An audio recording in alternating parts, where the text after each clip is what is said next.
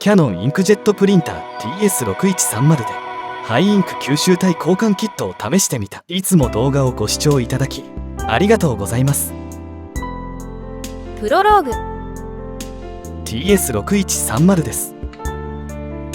前回の動画では2018年に2回目の B203 エラーが出てしまい、なんとか修復したものの、ついに1701警報が出てしまいました。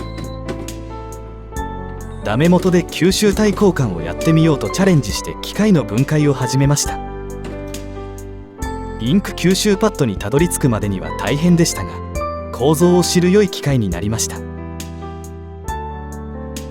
インク吸収パッドは対処できてもインクカウンターのリセット問題があります。インクパッドの交換は注意して作業しても汚れと格闘しなければなりません。今回は探し続けてようやく発見したパッドを適合を含め交換にチャレンジした動画です。興味のある方はその顛末をどうぞ最後までご視聴ください。製品の入荷と研修。製品の販売ページです。ここには対応機種として TS8 から9シリーズの型番が列記されています。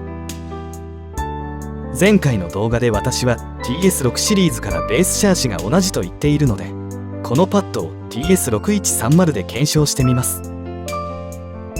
6130に適合すれば使える幅が9シリーズにまで広がることになります。製品ページには箱が写っていますが、このような形で届きました。柔らかく壊れにくいのでこれでも良いのでしょうが、これなら価格を半分にできるのではないでしょうか。製品ページにハイインクカウンターリセットの手順書を思わせる電子取扱説明書の記載があったので希望しました。しかしこれはサービスモードへのアクセス方法を記載しただけのものでした。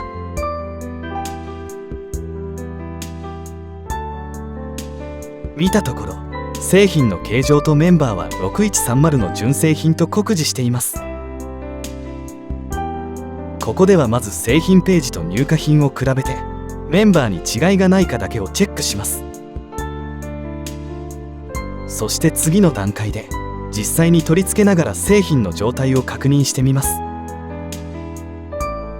写真と同じように製品を並べてみます。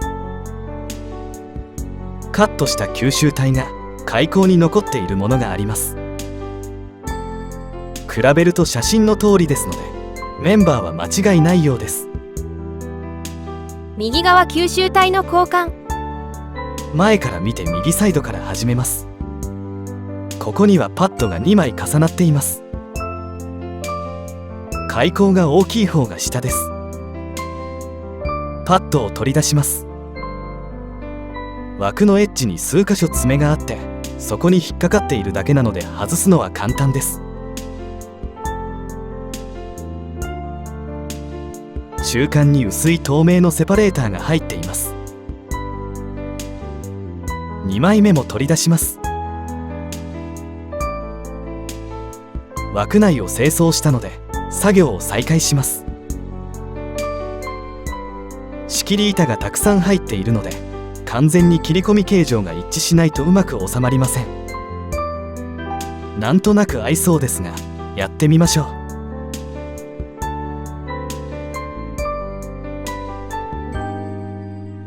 大丈夫のようです。コーナーを押し込んで体裁を整えます。もう1枚重ねますから特に端部をフィットさせます。型に吸収体の切り込みが合致しているのでセパレーターがよく見えていると思います。こんな感じでしょうか。縁に沿って周囲をよく成形していきます。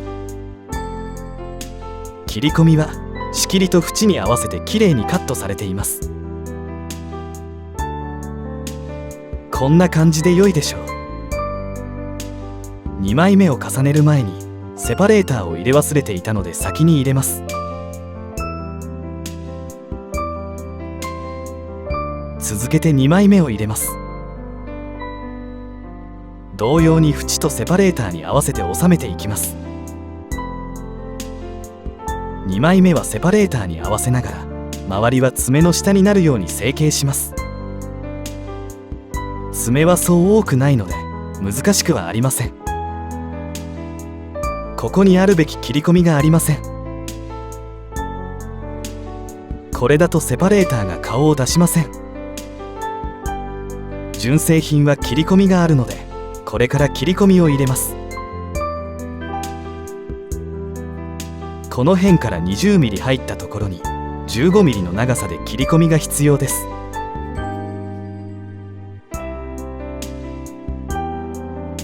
このセパレーターを上まで通すためで長さは 15mm あります。ここから 15mm の切り込みを作ります。厚いし切れにくいのでカッターの刃は新しくした方が良いです。外からの切り込みではないのでハサミは使えません。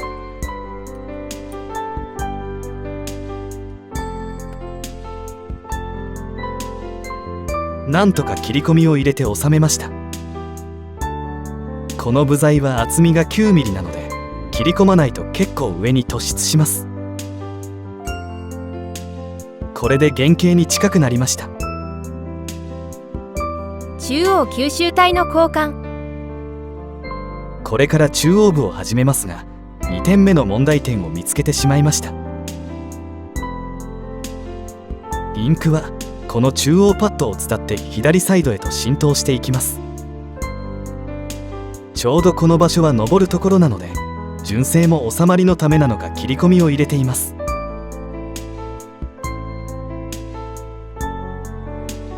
製品を見るとその部分がバッサリ切れています。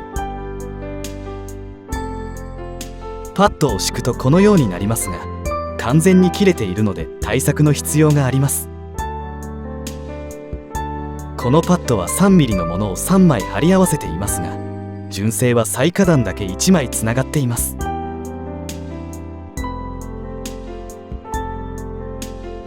吸収体固定用プラスチック板の脱着。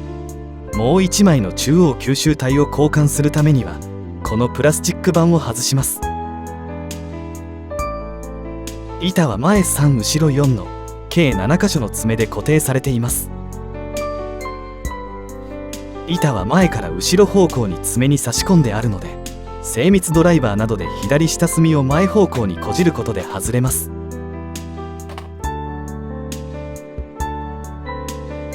戻すときは板を爪に合わせてプリンター後方にスライドさせます。爪に合わせたら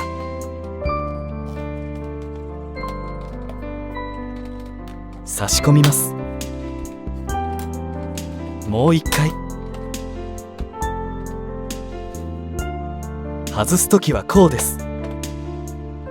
この状態でパッド収納部を清掃します。中央吸収体交換の後半。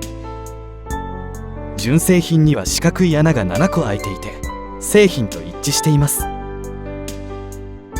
ですが並べてみると形が少し違うようです。こんな感じですがこの部分の R 形状が違うので加工が必要です。あとは合わせてみても支障はないようです。パッドは 3mm を2枚重ねていてメインパッドより 3mm 薄くしてあります。これはプラスチック板を収めるためだと思われます。四角い穴とスリット2箇所は位置や大きさが合っているので大丈夫です。パッドを収めるには R の部分を少し切り取るか変形させれば良いでしょう。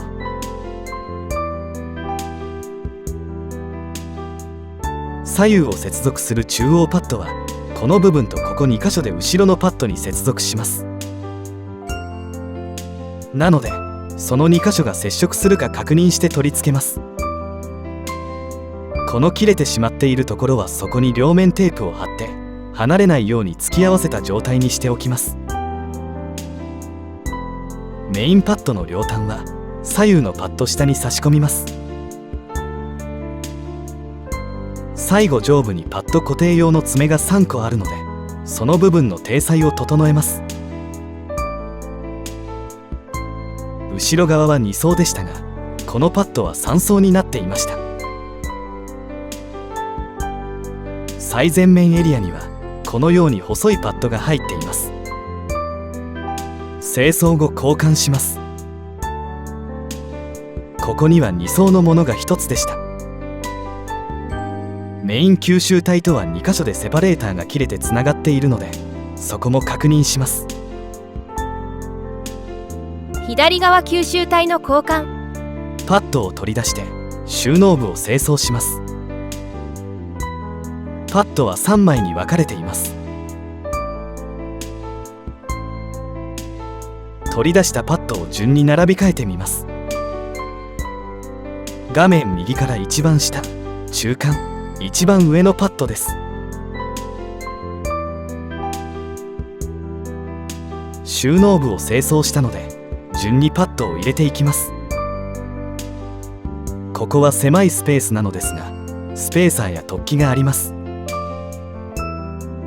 レベルによって断面が違うので3枚に分かれています。なので順番が違うとパッドは合いません。取り替える時には順番を覚えておきましょう。隅の入り組んでいるところを押し込みながら収めていきます。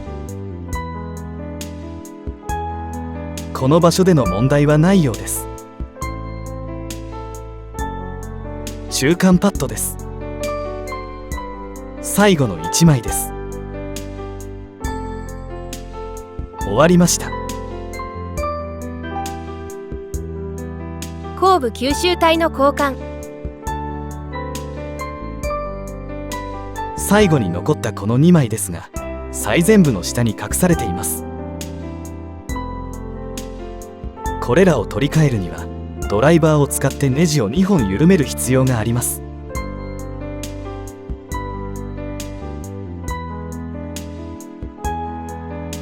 ネジを外したらガイドを持ち上げてカバーを外します。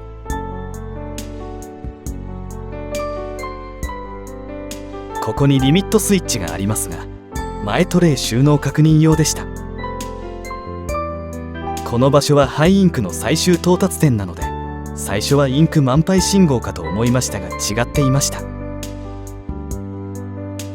パッドを取り出して同様にケースを清掃します。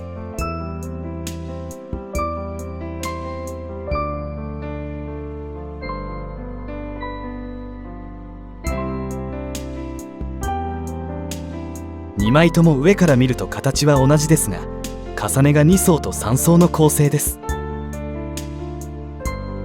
どちらが上でも良いのでパッドを敷き込みます。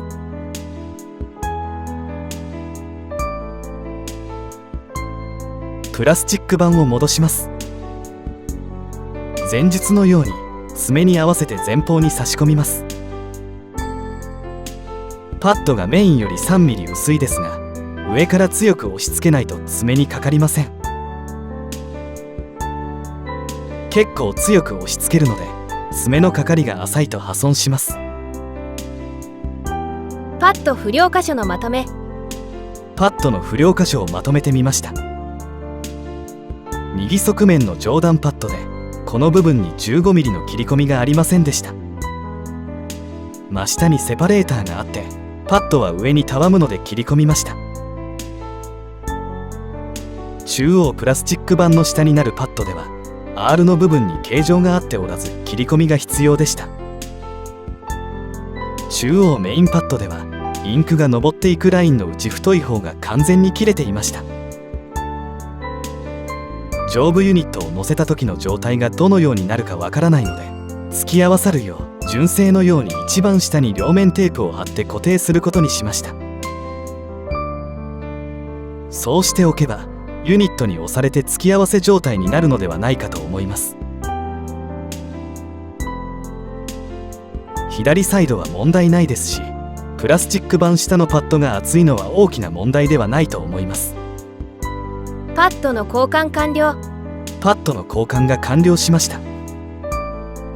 交換に要する時間は清掃を含めてもわずかです。むしろ解体にかかる時間の方が倍以上かかります。価格の割に何点かの加工が必要でしたが、全く使えない製品ではないと感じました。動画を見た方は質問でも OK ですのでコメントをお願いします。サービスモードへのアクセス方法。解体を始めるにはヘッドを定位置から移動させておかなければなりません。そうしないとヘッド下のボトムネジを外すことができないのです。電源を入れて蓋を開け、ヘッドがインク交換位置に移動したらプラグを抜く方法もありますが、ここではカウンターリセットをする時のサービスモードへの入り方で説明します。使うボタンは電源ボタンとストップボタンです。開始手順はプリンター電源オフの状態で電源ボタンを長押しして、 LED が点灯したら電源ボタンを押したままストップボタンを5回押します。画面は真っ黒のまま LED が点滅に変わり、プリントヘッドが一瞬動きます。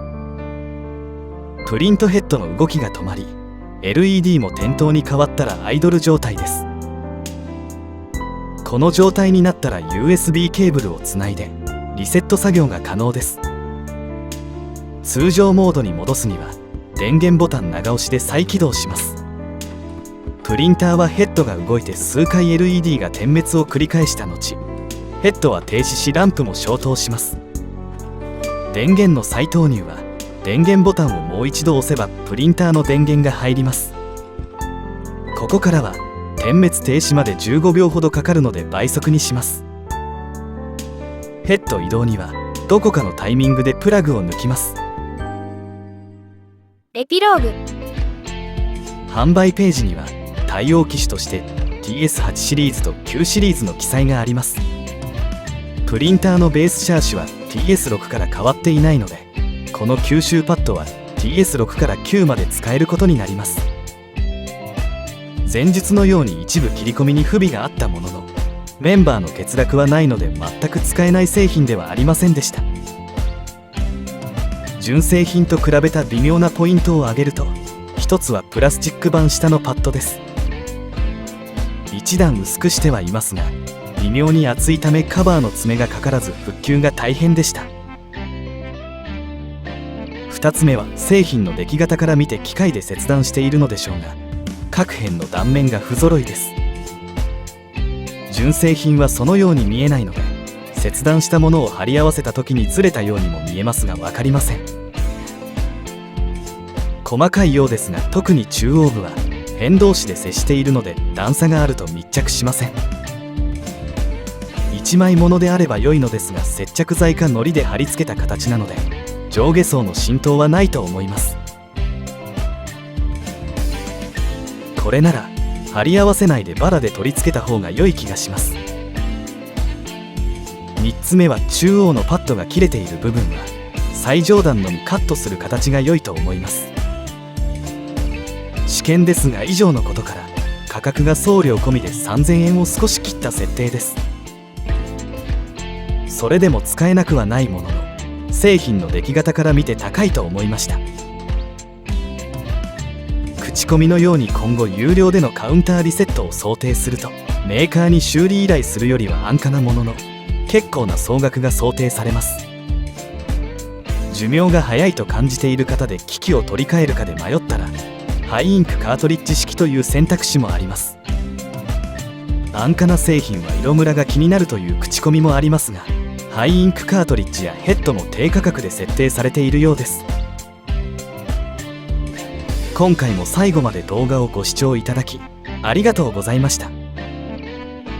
次回作にどうぞご期待ください。チャンネル登録と通知をオンにお願いします。